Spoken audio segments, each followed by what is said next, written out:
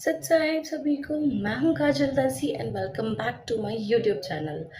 आज हम बात करने वाले हैं श्रीमद् भगवत गीता अध्याय 4 श्लोक 32 और 34 का गूढ़ रहस्य संत रामपाल जी महाराज जी के तत्व ज्ञान के अनुसार।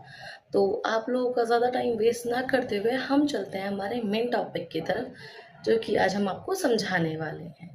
तो श्लोक 32 में बताया गया है कि हमारे वेदों में कई प्रकार के यज्ञ वर्णित हैं, लेकिन इन सब का ज्ञान होना हमें बहुत ज़रूरी है।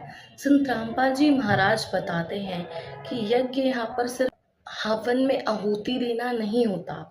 यज्ञ का मतलब ये नहीं होता कि सिर्फ आहुति दे दी। असली यज्ञ है सद्भक्ति, जो एक पूर्ण सन से प्राप्त होती है। इसका मतलब ये है कि व्यक्ति अलग अलग तरीके से भक्ति करता है, लेकिन जब तक वह सिर्फ विधि और सही गुरु से मार्गदर्शन नहीं लेता, तब तक उसकी ये भक्ति उसे लाभ नहीं दे सकती। जो अन्य गुरुओं के पास भटकते हैं और पाखंडियों के पास जाते हैं, उनको इस भक्ति से कोई लाभ नहीं मिल सकता। तो अब बात करते हैं हम श्लोक 34 की, जिसमें श्री कृष्ण जी खुद अर्जुन को कहते हैं कि तू उस तत्व ज्ञान को समझने के लिए किसी तत्वदर्शी संत की शरण में जा, उन्हें सादर प्रणाम कर, दंडवत प्रणाम कर, उनकी सेवा कर। तो वो संत तुझे प्रसन्न होकर के उस तत्व ज्ञान को समझाएंगे, उस तत्व ज्ञान के बारे में बताएंगे। ठीक है। और संत रामपाल जी महाराज जी बताते हैं कि यहाँ सीधा सीधा संकेत ये है कि भगवान तक पहुँचने के लिए तत्वदर्शी संत का होना बहुत ज़रूरी है, जो हमें सच्चा भक्ति मार्ग बताकर सच्चे परमात्मा के मार्ग में लगाते हैं।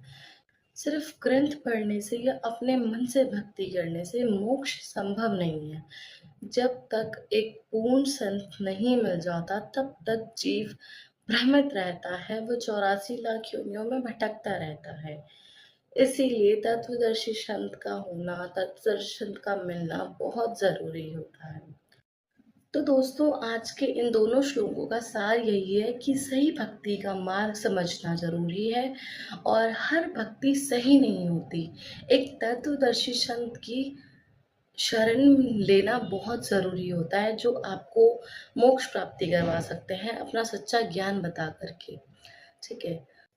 सो आप लोग मुझे अपनी राय कमेंट में ज़रूर बताइएगा एंड वीडियो को लाइक, चैनल को सब्सक्राइब और शेयर करना ना भूलिएगा। सत साहेब सभी को।